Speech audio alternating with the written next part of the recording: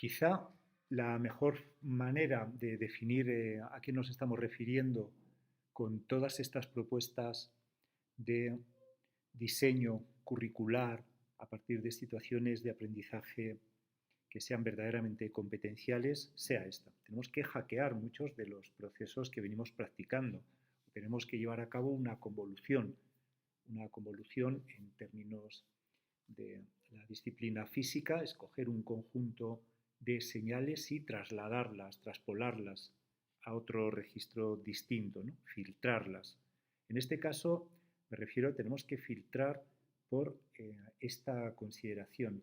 Lo primero, ¿qué es adecuado, qué es útil en términos de aprendizaje, no en términos de nuestra disciplina de conocimientos? No tenemos que diseñar pensando en las matemáticas, pensando en la lengua, en las ciencias sociales, sino pensando en cómo se aprenden esos saberes básicos, esos contenidos. Y en segundo lugar, también tenemos que filtrar nuestra acción de aula para que esta convolución, este hack schooling, sea posible desde el punto de vista de cuál es la utilidad real de esos contenidos, de esos procedimientos, de esas situaciones, exactamente en qué medida enriquecen el aprendizaje del alumno. Voy a poner un ejemplo. A la izquierda sería el esquema clásico, convencional, de una unidad didáctica con estos contenidos relacionados con el clima. Pero lo que yo tengo que hacer, vuelvo otra vez a los ejemplos gráficos, es esto. Pues mira, esta parte la voy a ver en forma de preconceptos.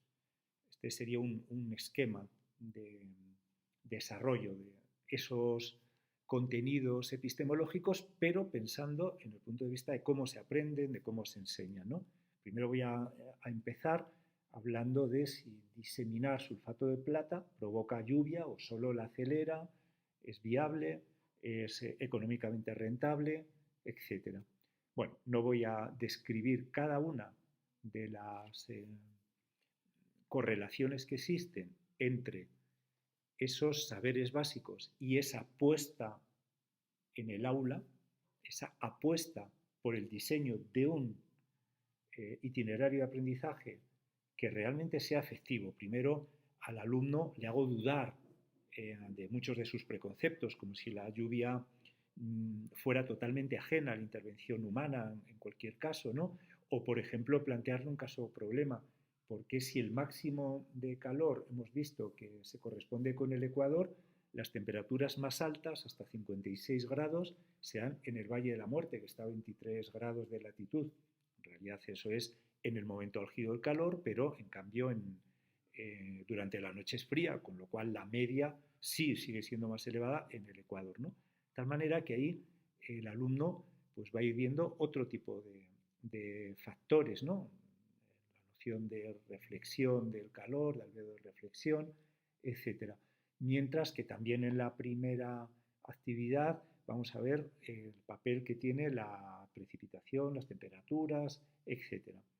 Y vamos a estudiar como perlas de contenido algunos climas que nos hagan reflexionar sobre el papel de la altitud. El climograma de Navacerrada será probablemente suficiente para que el alumno comprenda en qué medida la altitud es un factor determinante, etc. No quiero hacer una explicación pormenorizada de este diseño de aprendizaje, sino simplemente recalcar que tenemos que diseñar así, desde el aprendizaje.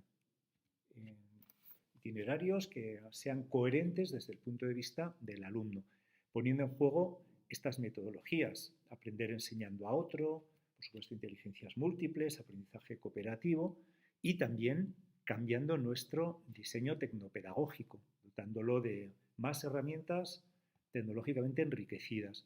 Hoy en día son perfectamente asumibles y accesibles. Existen algunas aplicaciones que únicamente requieren que el profesor tenga un teléfono con el que escanea unos a modo de códigos QR, de tal manera que el alumno de forma automatizada está respondiendo y siendo evaluado. Es decir, ni siquiera hace falta que los alumnos dispongan de un dispositivo propio, un dispositivo personal. Plickers es el nombre de esta aplicación con la cual, insisto, el docente con su móvil escanea el código QR que ha propuesto el alumno tiene un código QR con 4 lados, A, B, C, D, y si su respuesta es la B, sube, pone hacia arriba la B. Por supuesto, una enseñanza multimodal donde combinemos distintos formatos gráficos, visuales, audiovisuales, por supuesto también oral, escrito, donde el alumno pueda llevar a cabo la curación de contenidos, es decir, el trabajo directo con contenidos. Por eso hablábamos de, como metodología, podemos hablar del Flip Classroom. Una parte de los contenidos los alumnos los trabajan en casa, no solo, pero sí fundamentalmente mediante vídeos con preguntas. Hay aplicaciones como Nearpod o como Edpuzzle que permiten esto, a un vídeo, enriquecerlo con preguntas para que tenga lugar esa curación del contenido. Ubicuidad del aprendizaje, que el alumno pueda aprender desde cualquier sitio porque tiene contenidos, tiene propuestas interactivas, un Quizlet, un Kahoot, un TinyTab, para que pueda en cualquier momento, a cualquier hora, en cualquier rato que tenga libre y con cualquier dispositivo, pueda seguir por ensayo-error, por reiteración, aprendiendo, ¿no? Interactividad y, por supuesto, como ya proponía, agregando el aprendizaje informal. Hay un artículo reciente que dice que estamos ante la primera generación con menor desarrollo de inteligencia que la precedente. Bueno, esto puede ser discutible o no, pero a pesar de todos los cambios, fallos que tienen los nativos digitales en cuanto a la gestión de información, por ejemplo, poca memoria oral a corto plazo, etcétera, estamos ante una generación que mediante los videojuegos, vídeos, etcétera, tiene acceso a un volumen ingente de información. Nuestro deber como docentes sería conocer qué sabe el alumno y dotarlo de más validez curricular. Si ya sabe cosas por el juego Imperium de la Roma imperial, pero no sabe nada de la monarquía y de la república, completar, incidir en esos aspectos de tal manera que el alumno tenga un conocimiento más estrictamente curricular. Por supuesto, cambiando en la medida de lo necesario los espacios arquitectónicos, porque el espacio también es currículo, también proyecta currículo, pero no solo arquitectónicos, también los organizativos, ¿no? Por eso, en la medida de lo posible, aulas, explicaba ya el aula del futuro, pero aulas de planta abierta, con separaciones incompletas, mediante biombos, cortinas, etcétera, con espacios que sirvan para más de un uso, o sea, que en un momento determinado una zona de la clase sirva para trabajo individual, también para trabajo en equipo de 4, para una exposición en público, etcétera. Con agrupamientos, varios profesores con varios alumnos que otorgan mejores rendimientos y con fórmulas que vayan más allá de profesores y alumnos, como pueden ser las comunidades de aprendizaje, donde otras personas, adultos, padres, etcétera, puedan poner a nuestra disposición su experiencia, su punto de vista, etcétera. Por esta frase, en muchas ocasiones la estructura, cómo estructuremos nuestro tiempo, nuestro espacio, nuestros materiales, resulta un condicionante tan importante o más como la propia aportación personal. Bueno, estos serían algunos ejemplos de escuelas con diseño ad hoc, pero bueno, podemos partir de la clase que tenemos y organizarla funcionalmente de manera adecuada. No necesitamos disponer de estas maravillosas instalaciones escolares. Y por supuesto, una disposición curricular que capacite al alumno y que también se pueda personalizar. Es decir, que el alumno pueda aprender determinados módulos y, como si fuera un menú, ¿de acuerdo? Determinados módulos y pueda elegir entre algunos otros. Puede que haya módulos obligatorios, módulos electivos, módulos de un nivel de complejidad básica, módulos de un nivel de complejidad alta, no ya para todos los alumnos, etcétera. Participando en la medida de lo posible en el propio diseño del alumno. y con estas metodologías de las que hemos hablado, proyectos de comprensión, PBL, etcétera, potenciando, no basándonos en sus debilidades, sino potenciando sus fortalezas, dejándole que se especialice en la medida de lo posible y que acredite todo aquello que él conoce. Y un currículo de lo realmente relevante. Tenemos muchos elementos curriculares tremendamente insípidos que aportan muy poco y en cambio tenemos eh, la realidad como principal foco de nuestro diseño curricular y tenemos que elegir, obviamente. También nosotros tenemos que ser otro como profesional, otro como docente. Nosotros, fundamentalmente, más que en difundir contenidos, más que en hablar, únicamente tenemos que dar determinadas perlas, determinadas nociones básicas.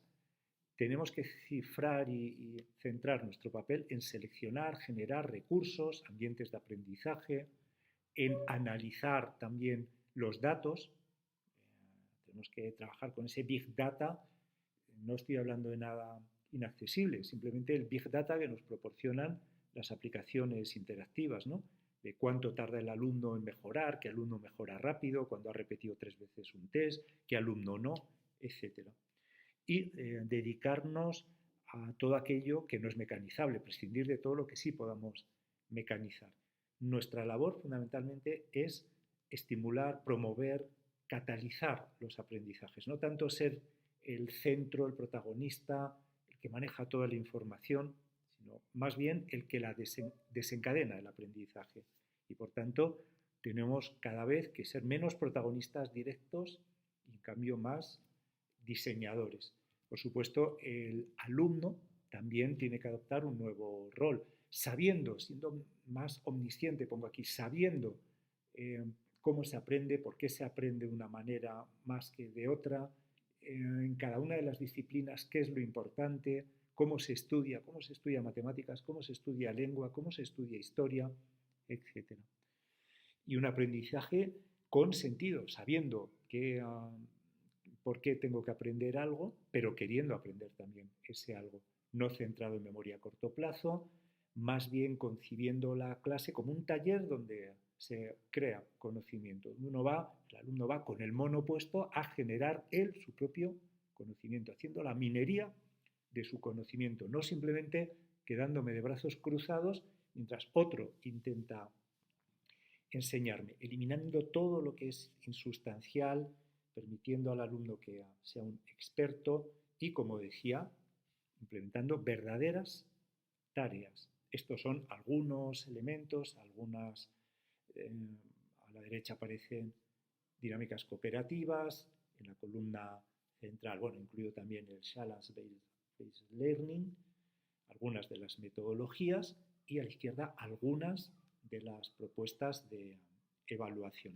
En definitiva, tenemos que aprovechar este momento para hacer real este cambio educativo, no simplemente para aceptar con resignación que nos han impuesto el enésimo sistema curricular, el enésimo currículo oficial. Tenemos que aprovechar este momento, esta situación, realmente para reinventarnos como docentes y también para reinventarnos como centro educativo.